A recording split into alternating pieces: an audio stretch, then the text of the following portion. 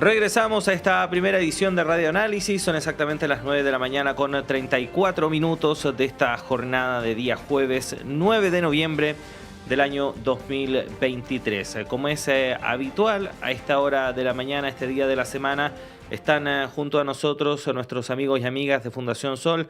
En esta ocasión saludamos al economista académico, además del Departamento de Trabajo Social de nuestra Casa de Estudios, integrante, por supuesto, de la Fundación, Gonzalo Durán, a quien le damos la bienvenida. Gonzalo, ¿cómo le va? Buenos días, gracias por estar junto a nosotros. Hola Claudio, muchas gracias por la invitación. Sí, no, gracias a ti por estar nuevamente a esta hora de la mañana. Y para hablar respecto de los resultados de una encuesta que se dio a conocer hace algunos días, estamos hablando de la novena encuesta de presupuestos familiares, una medición que realiza el Instituto Nacional de Estadísticas y que arrojó resultados bastante interesantes, sobre todo a propósito de algunos temas que hemos conversado acá anteriormente en pasadas sesiones con Fundación Sol. Por ejemplo, a modo de titular, cerca de 1,400 o cerca de 1.450.000 pesos al mes es lo que gasta un hogar chileno en diferentes ítems. Bueno, vamos a ir abordando otros resultados que entrega esta encuesta, pero Gonzalo, en primer lugar, y a modo de introducir este análisis, ¿no? ¿Qué podríamos decir respecto de los resultados que entregó esta medición del INE? A ver, lo primero es comunicar en qué consiste esta encuesta. Es una encuesta estructural que hace el INE. Esto significa que no se levanta todos los años. Por lo tanto, esta es una muy buena oportunidad como para poder conversar sobre sus resultados. Es una encuesta que se toma cada 5 años y entonces permite medir la estructura del gasto, algo que en general desde las fuentes oficiales no se discute mucho. Entonces, esto es muy interesante porque, por una parte, nosotros sabemos que existen crisis sociales que permanentemente hemos estado discutiendo aquí también en el programa, como por ejemplo los bajos salarios. Sabemos que la mitad de las y los trabajadores ganan menos de 500.000 pesos líquidos al mes. Por otro lado, tenemos la situación de las pensiones, donde también está súper clara la crisis que existe en este sistema. Datos recientes nos mostraban que los nuevos pensionados tienen pensiones autofinanciadas que en general no superan los 120 mil pesos. Entonces, ahora la gran pregunta es si es que esos salarios bajos, esas bajas pensiones también, ¿cómo andan? ¿Cómo se relacionan con el costo de vida, con la estructura de gasto que tienen los hogares en Chile? Y para eso aparece esta encuesta, la encuesta de presupuestos familiares del INE, que nos indica cuánto gastan los hogares. Y efectivamente, como tú decías en el titular, lo que nos dice es que en promedio la mayoría de los hogares gasta mucho más de los ingresos que obtienen. Por lo tanto, ahí tenemos una situación que es preocupante y que básicamente, como veníamos diciendo, se debe a una situación estructural de bajo salario y bajas pensiones. Ujú. Gonzalo, ¿de qué magnitud es esta brecha, ¿no? Entre lo que efectivamente están gastando los hogares respecto de lo que reciben como ingreso? Sí, por ejemplo, un ejercicio en general ahí cuando uno ve los datos agregados en el promedio, estamos hablando de que prácticamente los hogares están gastando 1.451.000 pesos y el ingreso de los hogares es 1.400.000. O sea, igual el gasto es superior, pero uno podría decir quizás no es tanto, pero igual es superior. Pero ese es el promedio. Entonces es importante revisar qué es lo que pasa, por ejemplo, a nivel de otras partes de la sociedad, estructura. Hablamos de los quintiles. Por ejemplo, el quintil de ingresos más pobres, que representa el 20% de menores ingresos de la sociedad. Estamos hablando de que en ese caso, por ejemplo, el gasto puede llegar a ser incluso cercano a los 900.000 pesos. Y en ese caso el ingreso de 400.000 pesos, o sea que el gasto más que duplica los niveles de ingreso. Y eso se repite en distintas capas de la sociedad y el único, podríamos decir, estrato que queda libre de esta situación de que el gasto es mayor que el ingreso, vendría a ser el 20% de mayores ingresos. Es decir, todo el resto de la sociedad se encuentra en una situación donde efectivamente se tienen que enfrentar a dinámicas de endeudamiento. Aquí podemos poner un caso súper concreto, que es ¿qué pasa con aquellos hogares unipersonales, donde hay solamente una persona, ¿no es cierto? Y son o tienen edades que son de más de 65 años. Me estoy refiriendo, por ejemplo, a las personas que ya están jubiladas. En ese caso, vamos a ver que el gasto promedio para ese hogar de una persona de 65 años y más es de 520.000 pesos. Ese es el gasto promedio. Y si nosotros preguntamos y nos vamos a ver qué es lo que pasa con la PGU, que es la pensión garantizada universal, el nivel de la PGU son 206.000 pesos. Entonces aquí es donde entra de lleno la discusión sobre la suficiencia de los ingresos. Una pensión PGU de 206.000 pesos, ¿cómo está con la estructura de gasto, con el nivel de gasto que tiene una persona tipo, que son de 520.000 pesos? Está muy por debajo, ¿no es cierto? Ujú. El monto de la PGU. Y este mismo ejercicio lo podríamos llevar, por ejemplo, al tema del salario mínimo. Salario mínimo que hoy en día es de 460.000 pesos, pero que en términos líquidos, lo que queda en el bolsillo es de 370.000 pesos. Entonces, también está muy por debajo de lo que están gastando hoy en día las familias. Ujú. Estamos hablando, Gonzalo, de que efectivamente, según este número base, ¿no? De 1.400.000 pesos aproximadamente de gasto mensual que tienen los hogares chilenos, promedio, de acuerdo a estas cifras entregadas por el INE, que aproximadamente un 21% de ese gasto corresponde a alimentos, es decir, algo que es insustituible. Uno no puede dejar de comer como para poder reducir el monto que gasta mensualmente. Entonces estamos hablando de que hay pocas alternativas para las familias de poder reducir estos gastos, y esto deriva en esto que mencionabas, ¿no? El endeudamiento. ¿Cómo ha ido creciendo ese problema en nuestro país? Porque vimos que con la pandemia, a propósito de las ayudas sociales, la posibilidad de retirar fondos de la AFP, se había moderado un poco eso, ¿no? Mucha gente aprovechó de sacar esos recursos para pagar deuda, pero eso duró muy poco. Rápidamente tuvo que caer en la misma dinámica. ¿Cuál es la situación actual respecto de eso?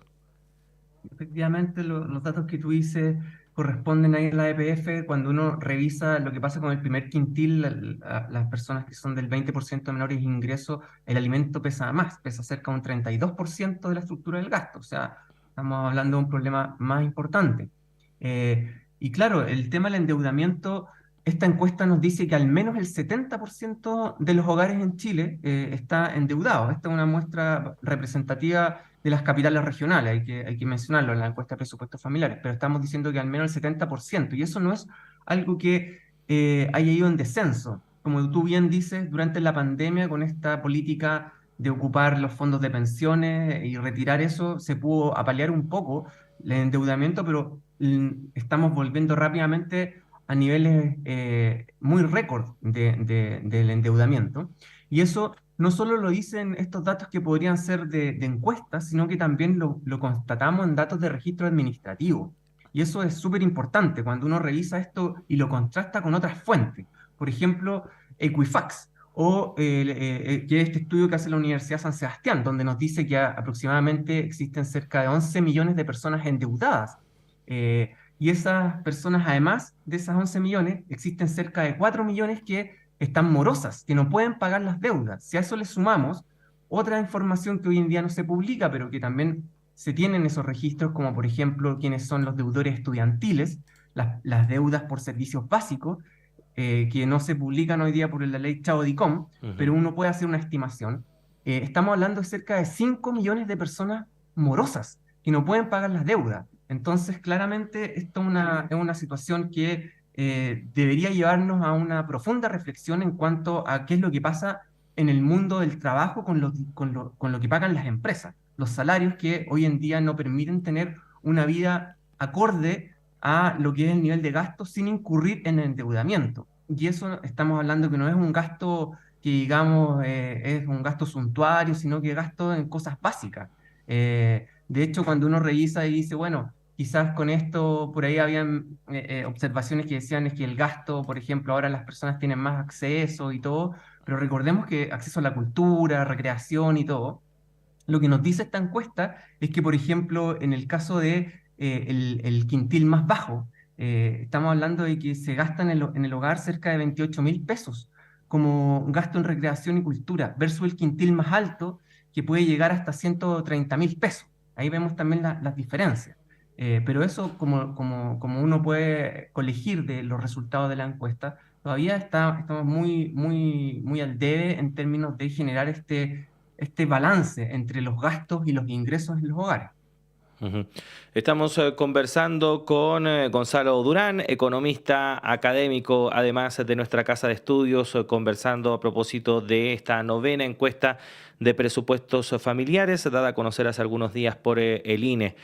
Mencionabas, Gonzalo, el tema de los salarios, y aquí lo hemos discutido en reiteradas ocasiones respecto de la necesidad de avanzar en diversas áreas para poder ir mejorando ese tema. Y una de esas áreas es efectivamente la sindicalización, que efectivamente los sindicatos estén más fortalecidos, se puedan hacer las negociaciones colectivas necesarias y que de esa forma ir mejorando la capacidad de poder adquisitivo de los trabajadores. Pero hemos visto que es un tema que en nuestro país genera mucha resistencia y los avances en la materia son escasos, por no decirlo nulos. ¿Cómo se proyecta este panorama entonces con un aumento, por así decirlo, del costo de la vida que se acrecienta mes a mes, pero con unos sueldos y salarios que siguen iguales? Claro, eso es muy relevante lo que tú mencionas porque ayer publicaban el dato del IPC, ¿no es cierto? La inflación interanual a 12 meses que nos informaba un 5%. Y algunos analistas, ¿no es cierto?, nos dicen, bueno, estamos volviendo quizá a niveles prepandémicos, estamos convergiendo a esto que se llama la meta del Banco Central, una meta de inflación más baja. Pero lo que muchas veces no se dice es que la inflación acá en Chile llegó sobre los dos dígitos, llegó al 14% en un momento, eh, y esa situación generó que el costo de vida subiera bastante. Hoy en día tenemos un costo de vida muy elevado y cuando la inflación ahora empieza a bajar, lo único que está sucediendo es que está creciendo menos de del ritmo que crecía antes. Pero los precios no es que estén disminuyendo y que los precios vuelvan al nivel de antes. El costo de vida se mantiene alto y ahora de aquí en adelante se mantiene alto de manera relativamente más estable, pero no es que el costo de vida baje. Entonces es una situación súper problemática. Hay que recordar que en Chile, en general, en los entornos de trabajo, no existe un reajuste por este componente, por el componente del índice de precios del consumidor. Y de hecho, una de las grandes conquistas que ha logrado el movimiento sindical ha sido conseguir el aumento, por ejemplo, a través de los contratos colectivos, de que a uno le reajusten las remuneraciones por el aumento en el costo de la vida. Pero eso, lamentablemente, en Chile quienes acceden a eso es solo un 13%. El resto, el 87% de las y los trabajadores, no tienen acceso a la negociación colectiva y muchas veces no es porque ellos no quieran, sino que es porque las condiciones estructurales de nuestro país hacen que hayan prácticas antisindicales, las empresas se subdividen, les ponen barreras a la sindicalización, interceptan acciones organizativas para que la gente no se sindicalice. Y básicamente eso responde a que las empresas quieren mantener los niveles de ganancia, los niveles de acumulación, sin que el costo laboral o el costo de trabajo pueda interferir en ello. Entonces, reforzar la idea de que la sindicalización es muy necesaria para mejorar el valor de la fuerza de trabajo, para mejorar los salarios. Es muy importante porque a partir de eso vamos a poder disminuir los niveles de endeudamiento. Y el nivel de endeudamiento ciertamente que está vinculado con dinámicas de disciplinamiento, de control social. Cuando las personas están acogotadas, como se dice, con las finanzas del hogar, es poco el rango de acción que les queda para moverse y pensar en construir sociedad, por ejemplo. O sea, cuando a una persona le dicen eso, ¿qué voy a participar yo si yo tengo que tratar de llegar a fin de mes? Ujú. Entonces, ahí hay un vínculo que hay que analizarlo con alta profundidad. ¿Cuáles son las perspectivas? Bueno, ya sabemos que a fin de año, ahora en diciembre, hay que votar un nuevo texto constitucional. Ahí las noticias no son buenas porque todos los avances que necesitaba el país en materia de derechos colectivos para las y los trabajadores, más bien hay un retroceso de algo que ya era bastante negativo, que viene del periodo de la dictadura de Pinochet. Por ejemplo, la negociación colectiva, que hoy en día es una cuestión súper restringida, este nuevo texto que se propone tampoco fomenta eso que se pueda llevar a múltiples niveles, como sucede en otras sociedades, sin ir más lejos, en alguna parte, en alguna medida en Brasil sucede así, en Uruguay, el 95% de los trabajadores goza de la negociación colectiva y por lo tanto puede tener salarios más altos, es una democracia mucho más consolidada porque los trabajadores pueden tener decisiones, por ejemplo, a través de plebiscitos que ellos mismos convoquen, y los salarios se van complementando. En Brasil también el sector bancario tiene negociación por rama y puede participar de las ganancias de las empresas de una manera mucho más activa. Entonces, eso, el nuevo texto constitucional no avanza en esos derechos, que en otras sociedades sí se avanza.